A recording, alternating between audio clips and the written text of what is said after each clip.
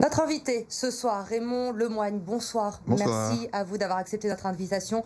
Vous êtes le directeur général des hospices civils de Lyon. Le département est passé hier en zone d'alerte renforcée. Les indicateurs se dégradent depuis plusieurs semaines. Vous avez d'ailleurs activé le plan blanc dès mardi soir. Concrètement, comment définirez-vous la situation dans vos établissements aujourd'hui? Elle est préoccupante, inquiétante, grave? Donc, je vais d'abord enlever mon masque, parce que ce sera plus agréable pour tout le monde. C'était ma façon à moi de dire que on va parler évidemment de l'hôpital, de la façon dont l'hôpital se mobilise et fait face à un afflux de patients Covid, mais c'est aussi pour moi la façon de rappeler que la meilleure façon de protéger l'hôpital, la meilleure façon de donner à l'hôpital les moyens de remplir sa mission, c'est que chacun respecte les mesures barrières. C'est ce que nous faisons avec l'interview, en ayant suffisamment de distance entre nous deux. Alors, vous m'interrogez sur la situation est-elle préoccupante? Oui, elle est préoccupante parce qu'il y a un rebond épidémique. Ce rebond épidémique, il est visible par la mesure du taux de positivité des tests qu'on réalise, par le taux d'incidence que l'on constate dans le département du Rhône et par l'augmentation du nombre de patients hospitalisés à la fois dans les unités de réanimation et dans les unités d'hospitalisation conventionnelle. Donc la situation, elle est préoccupante.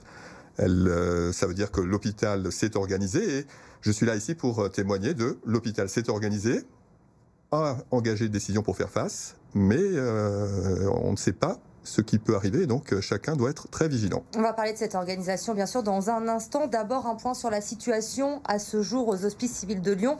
Combien y a-t-il d'hospitalisations? Combien de patients sont en réanimation?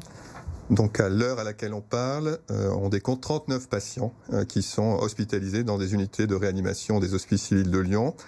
39 patients, c'est à la fois très important, c'est-à-dire que ce sont des soins lourds qui sont dispensés. Ça veut dire que près de 30% des lits de réanimation des hôpitaux civils de Lyon sont occupés par des patients Covid. Par rapport à la période mars-avril, au plus fort de la crise, ça représente quoi aujourd'hui? Ah non, on n'est pas du tout. On avait quasiment. Et puis, pendant la période de mars-avril, on avait franchi une étape que nous n'avons pas encore franchie, et que nous avons été obligés d'augmenter le capacitaire. Ça veut dire que nous étions passés de 139 lits à plus de quasiment près de 180, 200 lits installés. Nous n'avons pas encore là franchi l'étape de l'augmentation capacitaire, mais pour vous donner une idée, ça veut dire que près de 30% des lits de réanimation des hospices civils de Lyon sont occupés par des patients Covid. Et la difficulté pour les hospices, c'est qu'il faut à la fois évidemment assurer l'accueil, le traitement, la prise en charge, la surveillance des patients Covid positifs dans des unités de réanimation, mais aussi assurer la continuité et l'accès à des lits de réanimation pour les patients non Covid. Ce qui n'était pas la situation que l'on avait rencontrée au mois de mars ou d'avril, où là, une décision d'arrêt de toutes les activités programmées et de toutes les activités qui pouvaient être reportées avait été prise au niveau national. Aujourd'hui, avec l'activation de ce plan blanc, vous ne déprogrammez pas encore pour le moment les opérations non urgentes? Alors, un plan blanc, ce n'est pas, il faut qu'on fasse attention, je voudrais dire que ce n'est pas un plan où on dit à tous les professionnels de l'hôpital, vous revenez, vous interrompez vos congés, vos repos hebdomadaires, tout le monde est sur le pont à l'hôpital.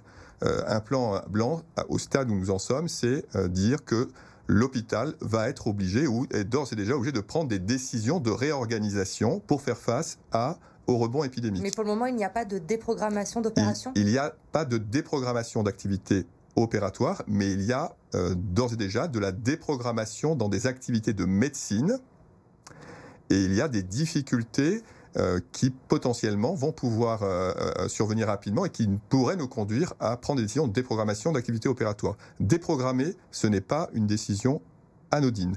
Déprogrammer, c'est considérer à un moment donné qu'il faut modifier ces organisations, analyser les risques qu'on prend par rapport à la continuité, par rapport aux besoins de prendre en charge les patients. Et donc, la situation est en train est périlleuse. Un plan blanc, c'est de dire l'hôpital identifie des services d'hospitalisation pour des patients Covid, les sanctuarise, c'est dire qu'il se prépare le cas échéant à augmenter ses capacités, à redéployer des moyens vers des prises en charge spécialisées pour la Covid et potentiellement à organiser des déprogrammations. Alors, on l'a bien compris, pour le moment, la situation est plutôt bien gérée du côté des hospices civils de Lyon. Hier soir, lors de son point hebdomadaire, Olivier Véran, le ministre de la Santé, a présenté tout de même une évolution prévisionnelle des hospitalisations en réanimation pour la région Auvergne-Rhône-Alpes.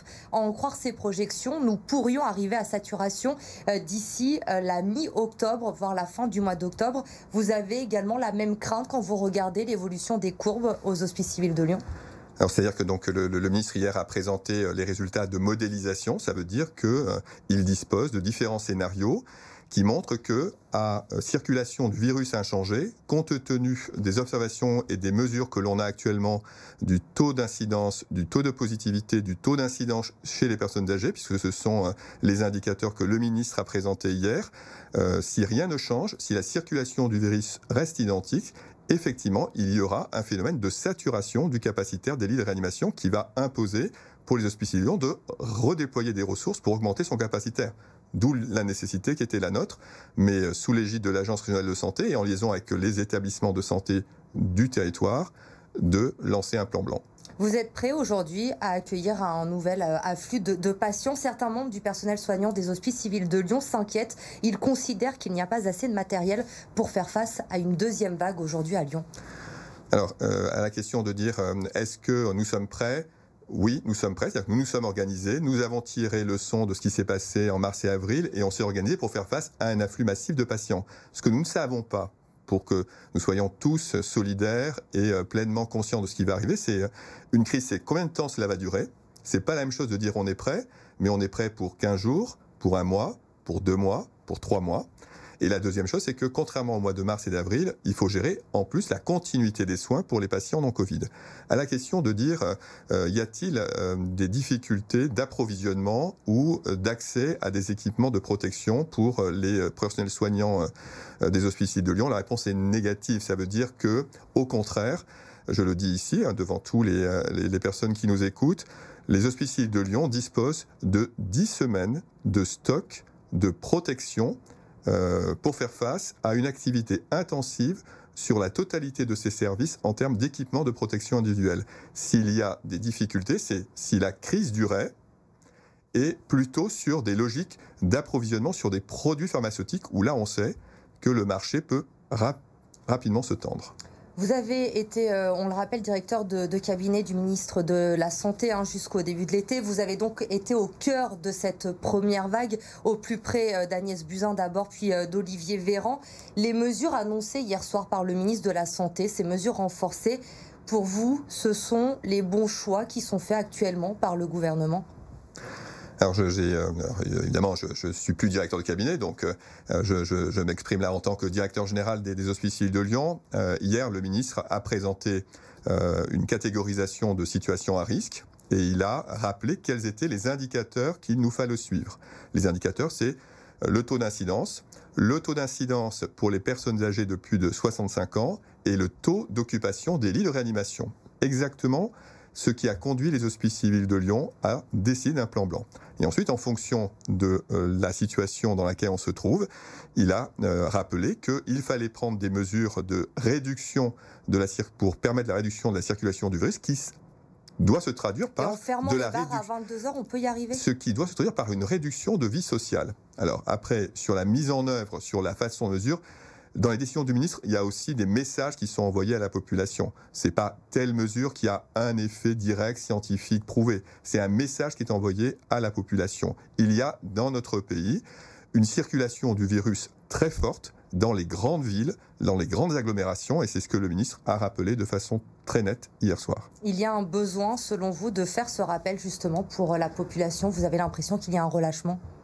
Dire que moi, je n'ai pas de jugement de valeur à porter sur la population. Ce que je dis à la population, c'est que les modèles de projection sur la façon dont les patients vont arriver dans le système hospitalier font qu'il y a un risque de débordement.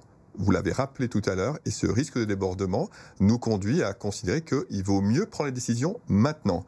On ne veut pas aller vers le confinement général. notre société l'a déjà éprouvé, et donc il faut que l'on arrive à s'interroger sur les bonnes mesures, et les mesures, c'est forcément de la réduction de la vie sociale chaque fois qu'on le peut. Merci Raymond Lemoigne d'avoir été avec nous ce soir. On le rappelle donc, votre message, l'importance de porter le masque, de respecter les gestes barrières afin d'éviter au maximum la propagation du virus dans notre département. Merci à vous d'avoir été notre invité ce soir sur BFM Lyon.